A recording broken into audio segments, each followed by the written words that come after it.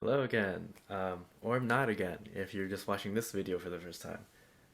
We are going to be going over week 6, CSM week 6, question 3, for list comprehension.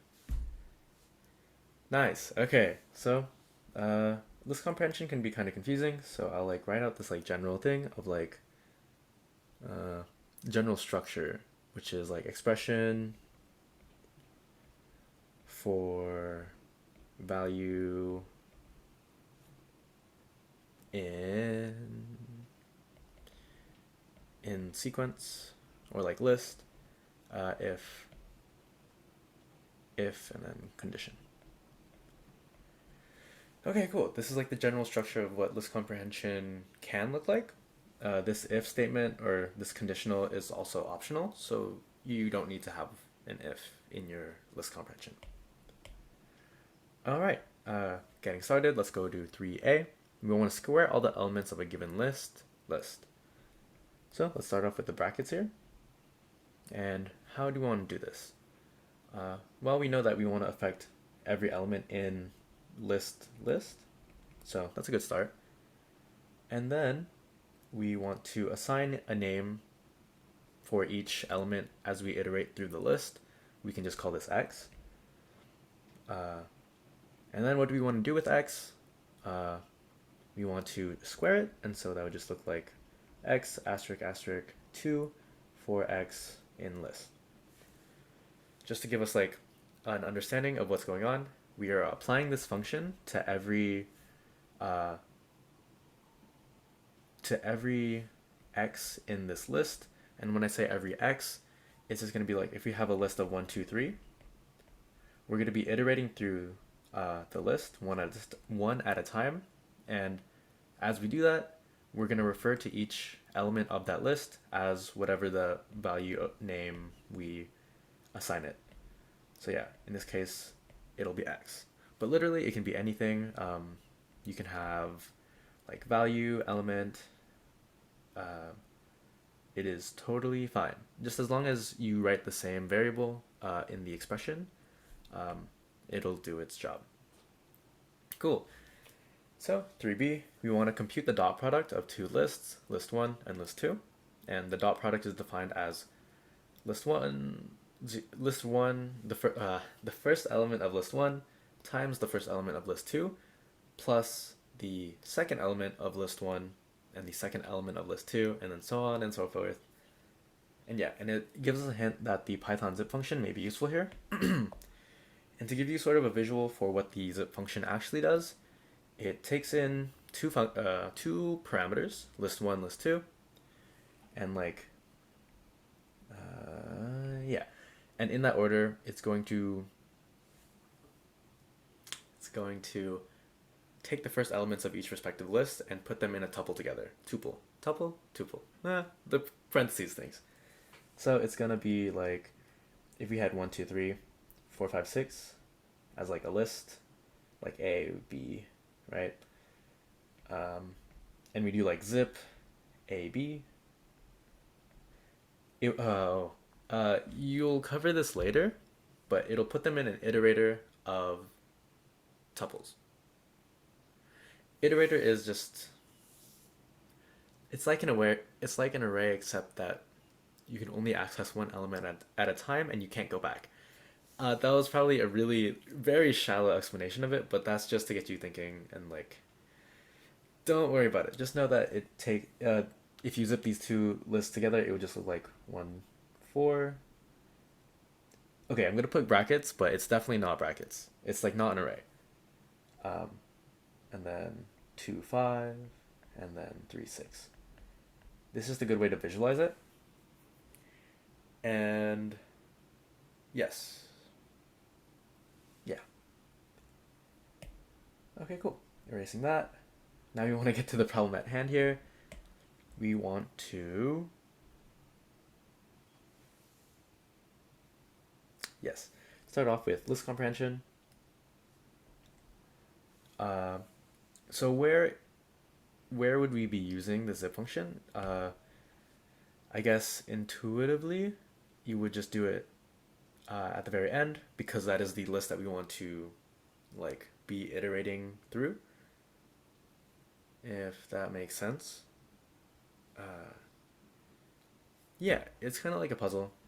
You know that the zip function is going to return a list, but it's an iterator. But it's going to return a list that you can iterate through. Um, and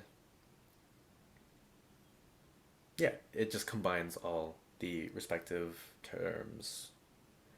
So we can do in zip ls1, lst2. Cool. So in this list of tuples containing the elements, each containing an element of each list, what do we want to do with it? Well, we can just do for x in this list. So for every value in this list, which is actually, because they are tuples and there's two elements in it, you can actually do xy and access each. This will help you access the first element of the tuple, and this will help you access the second element of a tuple. So yeah, we want to do that for x, y in the zipped list. What do we want to do? So remember, each tuple is going to contain like the first element of list 1, first element of list 2, and if we are to look at the directions, what we want to do for given the situation is we want to multiply them together and then add each single one after we have multiplied it all together. So what we have to do here is just do x times y for every xy in the zipped list. This is going to give us a list of products. A list of products, and each product being like first item, and each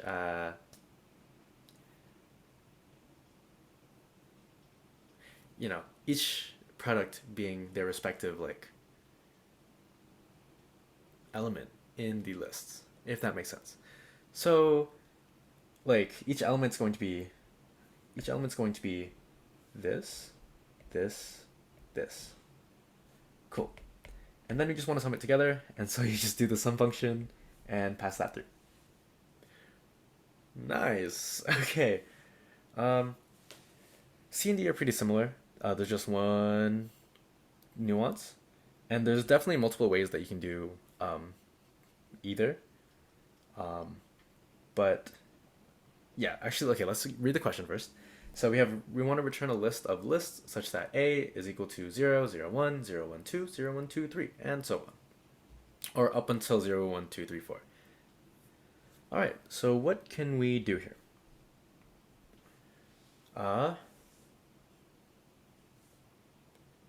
First of all, let's look at the elements themselves to see if we can find a pattern. So notice how there's only one element here, two elements here, 3, 4, 5, and then each is starting from 0. This increasing list, and it stops at 4, right? Again, there's multiple ways you can do this. In this case, we want to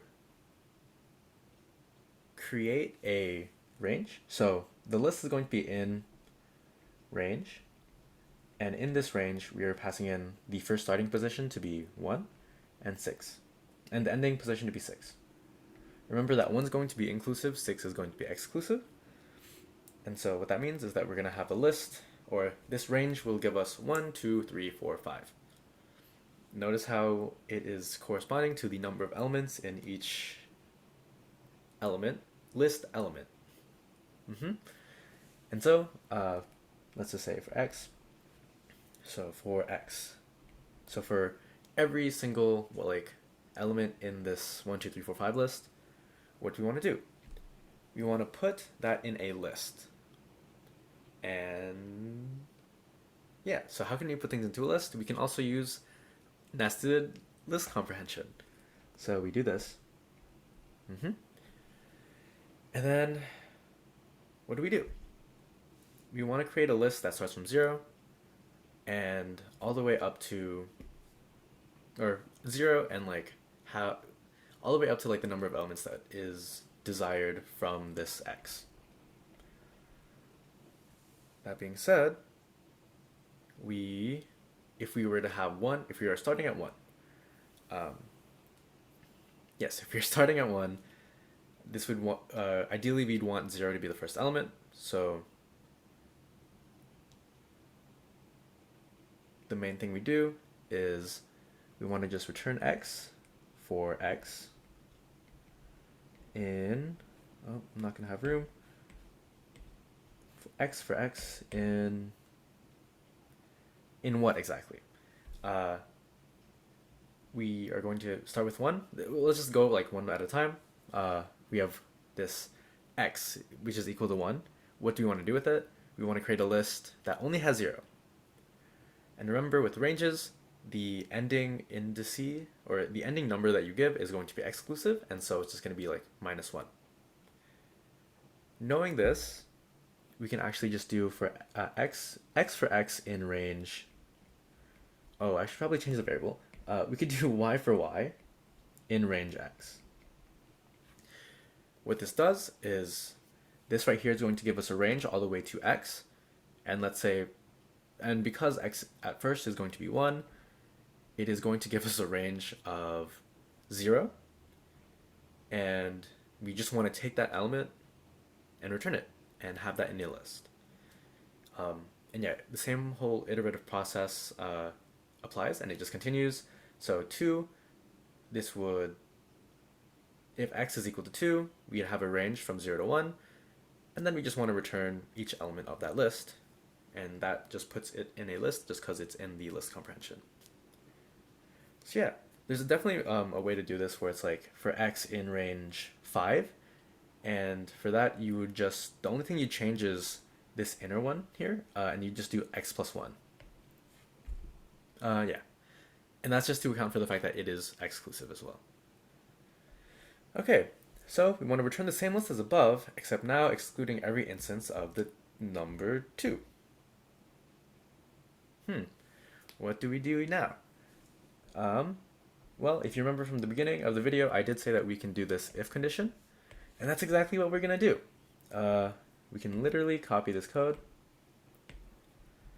and we want to put a condition for whenever we're adding it into the list here. So that would be in this part of the code. I'm making room, but it'll be in this part of the code.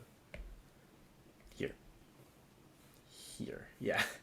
Okay, so y for y in range x, if x does not equal 2.